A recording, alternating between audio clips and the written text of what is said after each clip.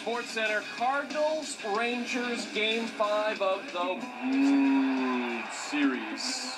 2-1 Cardinals in the sixth. Adrian Beltre ties it with one swing of the bat. 2-2 later after back-to-back singles. Former Toronto Blue Jay Mike Napoli with a fly ball deep to center. Skip Schumacher tracks it down.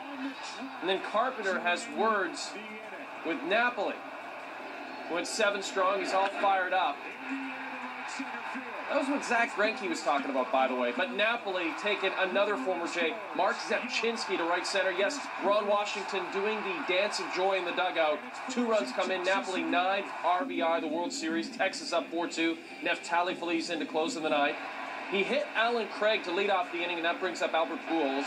Walked intentionally 3 times in the ninth. How about that? The old strike him out, throw him out, as Craig is caught stealing for the second time. Then, after a holiday walk, Feliz gets Lance Berkman.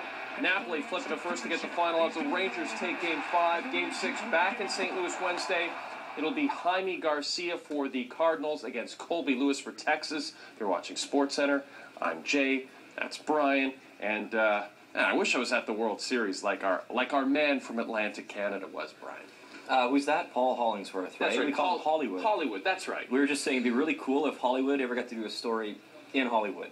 But for now, he's in Texas. He has more in this report. Awesome. He's regarded as one of baseball's all-time best managers, but on this night, Tony La Russa was second-guessed. The defining moment came in the 8th when lefty Mark Zepchinski faced righty Mike Napoli with the bases loaded instead of the Cardinals' best reliever, Jason Mott.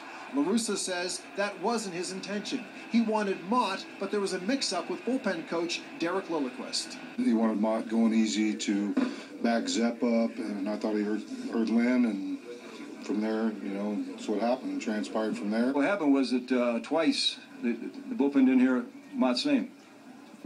They heard Rudzinski, and they didn't get Mott. I looked up there, and Mott wasn't going, so I called back for Mott, and they got Lynn out. That's why he wasn't supposed to pitch today. Joined now by TSN Baseball insider Dan Schulman. Dan, in a word, it was a confusing game with some bizarre moves. Have you seen anything like this before? Not for Tony La Russa. I don't know if I've seen it for anybody, and certainly not for Tony La Russa, Hall of Famer, 33 years, never misses a trick. If what Tony La Russa is saying is true, here's what happened.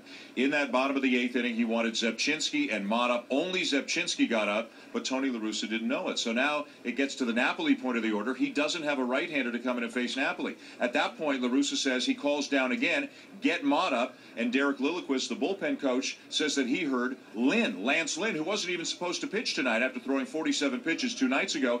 They get Lynn up. Then when Tony La Russa goes to the right-hander, Lynn comes into the game, and Tony says on the mound, he says to Lance Lynn, what are you doing here? That he still didn't know that Lynn was up and not Mott. So then they get Mott up, and they have Lynn intentionally walk Kinsler just so Mott can come in and face Andrews. It is bizarre. I have never seen it happen before. Apparently it's because of the noise in the stadium, but the breakdown in communication is unbelievable at this level in a game of this importance, and there's no organization in baseball, no manager in baseball who leaves as little to chance and is meticulous about detail as Tony La Russa. I am baffled that all of this happened. And that's not all. Also, in the 7th inning, there was a base running issue that really caused a lot of questions during the game as well. Well, the one thing you want to do if you're Tony La Russa, if you're the Cardinals, is not take the bat out of Albert Pujols' hands. There was 1 out. It was a tie game. Alan Craig, who doesn't have great speed, was at first base, and he tried to steal. Somebody missed a sign. We don't know at this moment, was it Alan Craig? Did Jose Oquendo not get the sign right from Tony La Russa? Did Dave McKay whisper the wrong thing in Alan Craig's ear? Somebody missed a sign.